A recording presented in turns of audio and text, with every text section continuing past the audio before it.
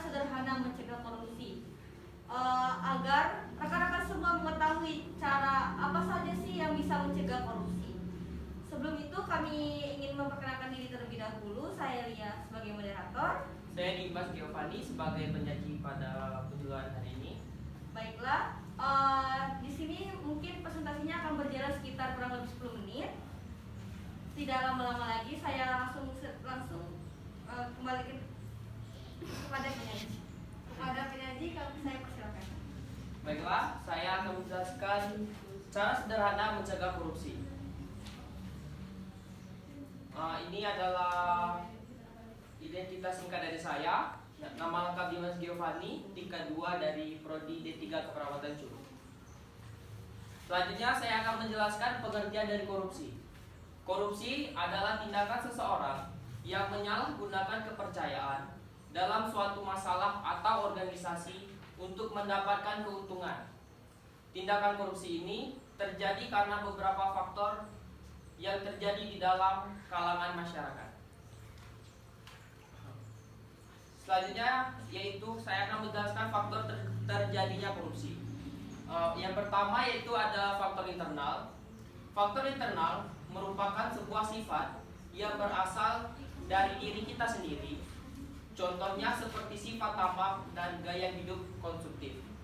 Yang kedua ada faktor eksternal. Faktor eksternal secara umum adalah penyebab korupsi paling banyak. Contoh faktor-faktor eksternal yang pertama yaitu faktor politik, faktor hukum, faktor ekonomi, dan juga faktor organisasi. Ini saya akan menjelaskan rincian dari beberapa faktor tersebut. Yang pertama tadi yaitu faktor politik. Faktor politik adalah suatu hal yang dapat dipandang paling berkuasa di negara ini. Jadi, orang tidak segan akan melakukan semua hal walaupun itu tidak baik, seperti menyogok agar memenangkan pemilu. Yang kedua yaitu adalah faktor hukum. Faktor hukum dapat terjadinya korupsi bisa jadi dikarenakan perundang-undangan atau lemahnya penegakan hukum. Selanjutnya ada faktor ekonomi. Dikarenakan ekonomi yang tidak mencukupi membuat seseorang ingin melakukan tindakan korupsi. Yang terakhir yaitu faktor organisasi. Lemahnya pemimpin dalam organisasi tersebut bisa memicu terjadinya tindakan korupsi. Di sini adalah salah satu jenis dari korupsi yaitu gratifikasi.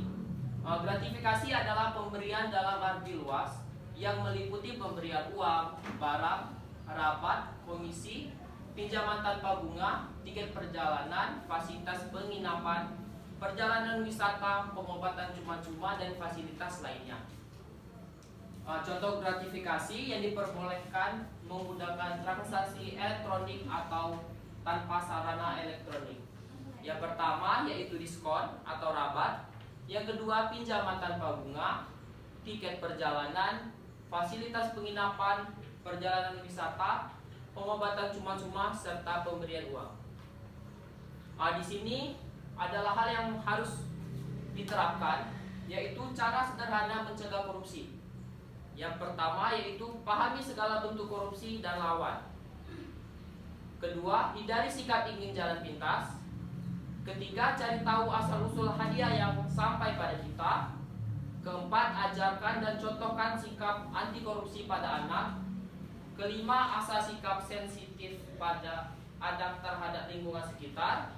Yang keenam, biasakan hidup sederhana, mencukupi dari apa yang ada. Dan yang terakhir, berani mengatakan tidak pada setiap tindakan yang tidak jujur. Itulah materi dari saya. Saya kembalikan kepada moderator. Terima kasih kepada penyaji yang telah mempresentasikan nih materinya dengan sangat baik.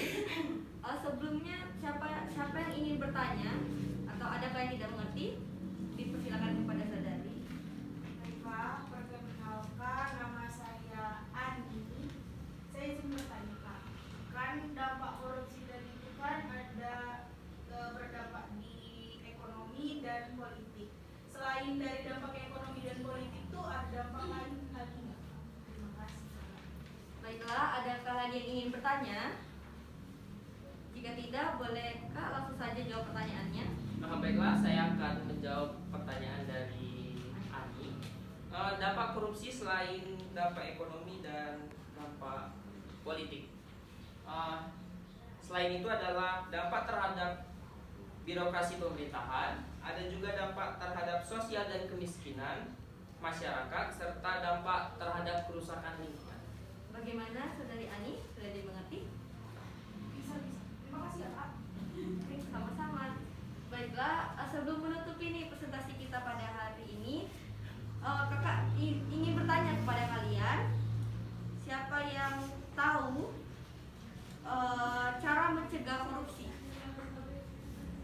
Adakah yang tahu cara mencegah korupsi?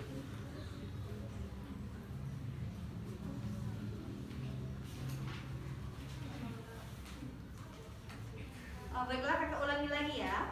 Siapa yang tahu cara pencegahan korupsi? Saya Baik, Kak. boleh sulit boleh. Gunting batu kertas.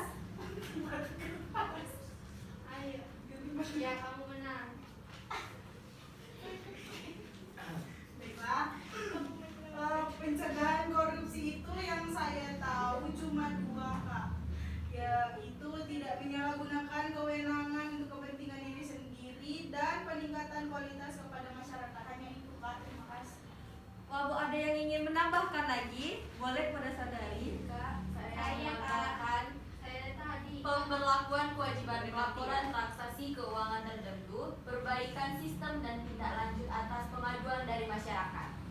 Nih ada satu lagi nih yang belum disebutkan. Boleh saudari yang ingin menjawab tadi? Saya Kak, Ya. meneliti lebih jauh sebab perbuatan korupsi secara berkelanjutan. Boleh tepuk tangan untuk kita. Baiklah, tadi kan ada temannya nih yang sudah bertanya dampak dari korupsi. Apakah ada yang bisa mengulang apa itu dampak dari korupsi? Baiklah, kepada saudari dipersilakan. Jika yang pertama dampak birokrasi pemerintahan, dampak sosial dan kemiskinan masyarakat, serta dampak kerusakan lingkungan. Adakah yang satu lagi ingin menambahkan? Satu lagi yang kurang. Ini Kak, dampak saya. Yang boleh? Dampak terhadap politik dan kemiskinan. Boleh tepuk tangan. Terlihat kalian sudah memahami betul nih materi yang sudah disampaikan dengan oleh Sudah kakak. Kak, sudah. Baiklah, sebelum itu kakak ingin membagikan leaflet agar kalian tuh bisa lebih memahami lagi, lebih bisa menerapkan cara mencegah korupsi ini di kehidupan sehari-hari. Baiklah Kak. Boleh ke pacar Kak? Boleh, Mantan? boleh, boleh, Ke ibu saja Kak. Ayah Kak. boleh. Ini kakak kasih banyak ya. Nenek boleh? Boleh di tetangga Kalau ini ini nggak kelihatan Kak leafletnya. Ya, neneknya sudah tua Kak. Boleh kan kalian itu sudah memahami kan? Kalian boleh menjelaskan kepada orang-orang di sekitar kalian. Oh iya. Makasih, Kak. Terima kasih ilmunya Kak. Sangat bermanfaat sekali. Sama-sama. Terima kasih, Kak. Baiklah, kami harap kalian bisa menerapkan ini di rumah. Kami langsung saja akhiri. Wassalamualaikum warahmatullahi